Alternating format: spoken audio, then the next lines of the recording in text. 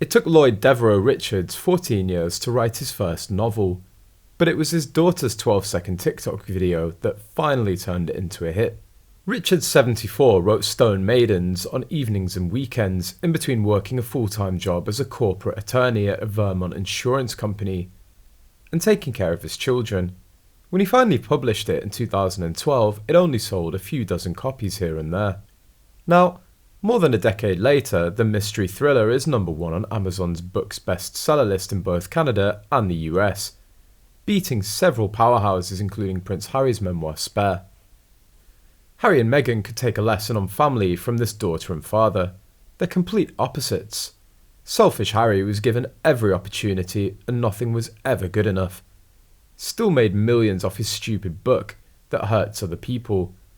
This fellow has done his best his entire life to be a good person and father, working hard to care for his family and taking small windows of time over the years to follow his dream of becoming a published author. One man has now received recognition for the first time in his life. The other has had recognition his entire life that he didn't earn and is still coasting on it, despite protesting that he hates everything about it.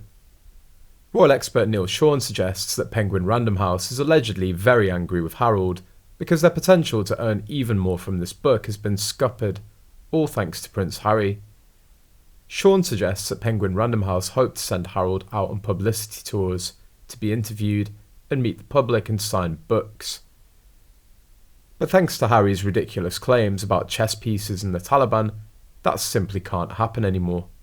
The publisher now understands that the security costs would be phenomenal. It's just too costly now. Sean continues, "I'm not sure whether anyone ever really went through this book and said to Harry, not a good idea, I wouldn't put that in. This could jeopardise things." While Harold seems happy with the book, the publishers are losing money and have suddenly woken up and realised what a fool possibly Harold has been.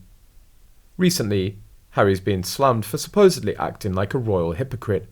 That's because while it may seem like he has no problem throwing other members of the royal family under the bus, by supposedly telling the world his side of the truth, he apparently doesn't like it when the other side does it back to him. According to royal author and commentator Daniela Elsa of the New Zealand Herald, she thinks that the Duke of Sussex is playing a game in which he makes up the rules as he goes along, and for the rest of the family this doesn't seem to be very fair. He's blamed members of his family for bullying his wife Meghan Markle out of the firm, but hasn't really given anyone a chance to defend themselves.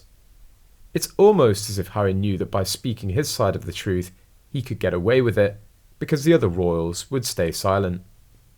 Elsa put it this way, Harry bristles and points fingers when his family exploit him to get ahead, but then he seems curiously willing to follow the exact same tawdry route.